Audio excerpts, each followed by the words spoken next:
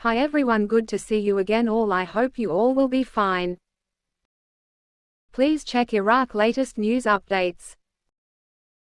Iraq's Ministry of Oil has announced preliminary oil exports for July. Total exports are crude oil, 106,755,169 barrels. Revenues from crude oil exports, $8.293 billion. Oil fields in central and southern Iraq accounted for 105,487,610 barrels of crude oil exports. Exports from Kirkuk through the port of Ceyhan have been suspended. Oil exports to Jordan by truck were 344,804 barrels. Exports from Qayyarah were 922,755 barrels.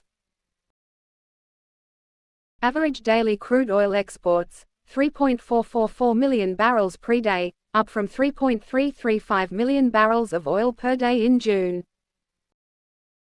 Average price per barrel, $77.69.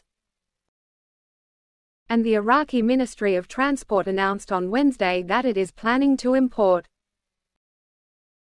high-speed trains that can reach speeds of 300 km per hour to attract more travelers.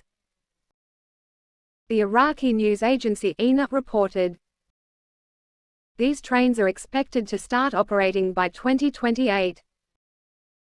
With the inauguration of the Al-4 Grand Port and the Development Road. The director of the Railways Department in the Transport Ministry, Yunus Al-Kabi, revealed that the price of the train ticket from Baghdad to Basra will be 10,000 dinars, approximately $7.63, a very low price compared to other means of transportation. Al-Kabi elaborated that 80% of the tickets are sold out, adding that the number of train trips has increased to 4 daily trips on holidays. The Iraqi official stressed that there are plans to cooperate with the private sector to improve the services provided to passengers in trains, noting that this step will increase the demand for traveling in trains and reduce the journey time between Baghdad and Basra to 6 hours on direct trips. Al-Kabi confirmed that the railway between Baghdad and Fallujah will be opened soon, after more than 2 years of stoppage due to the corona pandemic. The railway official explained that work is ongoing to rebuild the destroyed bridges in cooperation with the World Bank, the concerned authorities and the Ministry of Transport. The Iraqi official added that the railway between Bayji and Al-Qaim will be reopened soon, as it will transport oil derivatives between Bayji and Haditha refineries, noting that the development road project will provide the necessary infrastructure for these trains. And Prime Minister Mohammed Shia al-Sudani announced, on Tuesday, the details of the dollar crisis, which he described as a battle, announcing at the same time the arrest of a network of major speculators, linked to speculators in the Kurdistan region. The dollar crisis is not a crisis, but rather a battle between the state, which insists on completing reform of the financial and banking system, and an affected group, which is a group of speculators and smugglers, al-Sudani said in a press conference followed by Shafaq news agency. He added, "We are continuing with determination to pursue speculators and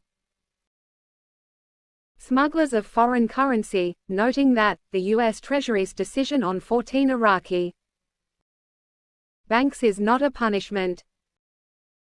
The U.S. Treasury said that 14 banks do not want them